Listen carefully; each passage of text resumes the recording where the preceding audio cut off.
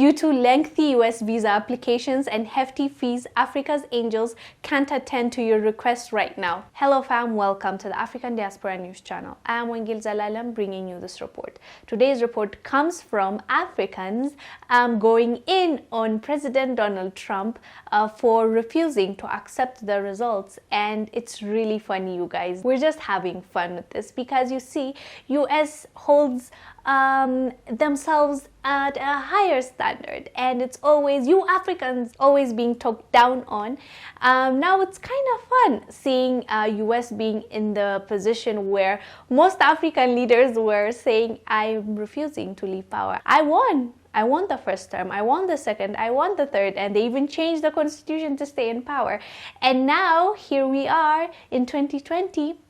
US, the most noble and democratic country in the world, is facing the same thing with yours truly, Donald Trump. But first, let me read for you the article that was written by an African for Al Jazeera, and we'll be back and we'll talk about it a little bit more. Samira Saulani wrote for the Al Jazeera, in the early hours of Wednesday, at the height of the nail-biting election drama unfolding in the United States, the country's embassy in Abidjan issued a statement urging Ivory Coast leaders to show commitment to democratic process following last month's disputed polls in the West African country. The irony was hard to miss. Just hours earlier, incumbent President Donald Trump had called the vote a major fraud on the nation and declared himself the winner, even as ballots were still being counted. Throughout this US election season, Trump's repeated but unproven accusations that his Democratic opponents were trying to steal the election, along with the tense days-long wait for the race to be called, have been both a cause for concern and amusement for spectators worldwide. With much of it playing out online, people in African countries also took to social media. Kenyan writer, cartoonist, and commentator Patrick Gathara tweeted, #BreakingNews.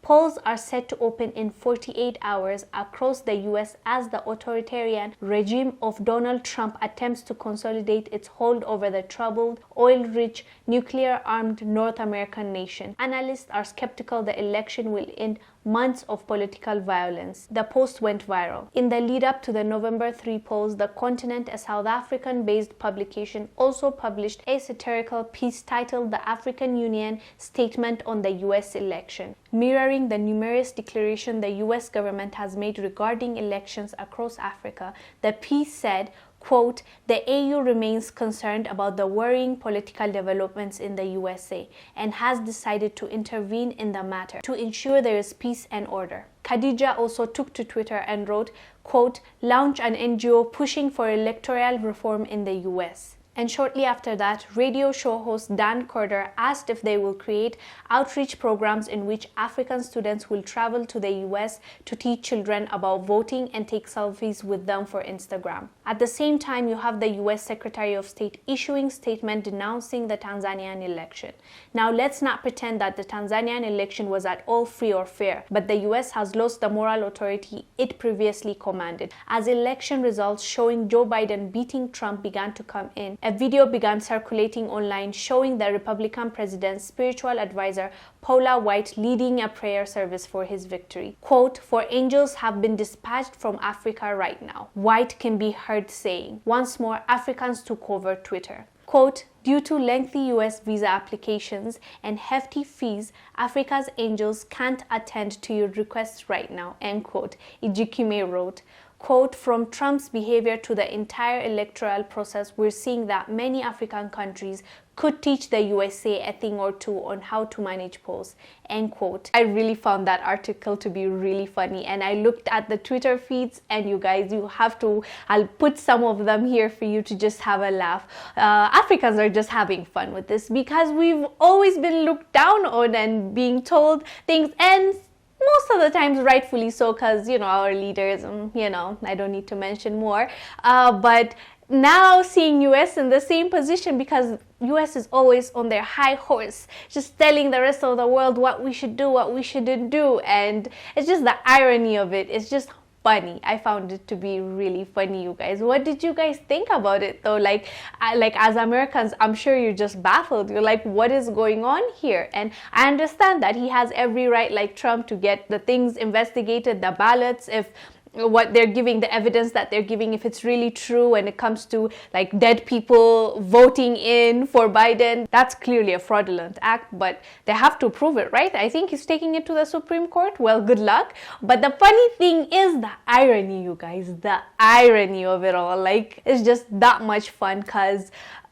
you have no idea how it comes off to the rest of the world. It's just America's always like in everybody's business and telling us how everything should be, because they're just saints, they're just this perfect nation. And thank God for social media. Now we're seeing it for what it is, and Donald Trump is really not helping that narrative. I mean, how long can you keep that narrative when you have Donald Trump as a president? On behalf of my African brothers and sisters, I want to welcome US down to our level, off of the high horse you are in, and welcome. And it's really fun, and we have enjoyed watching everything. Trump kicking and screaming, not accepting anything. And by the way, what was that prayer about? Like angels being dispatched from Africa and coming to America? I found that confusing. Like, I've never heard of that. Like, I know I'm a Christian, I believe in angels, but I thought they were everywhere. Like,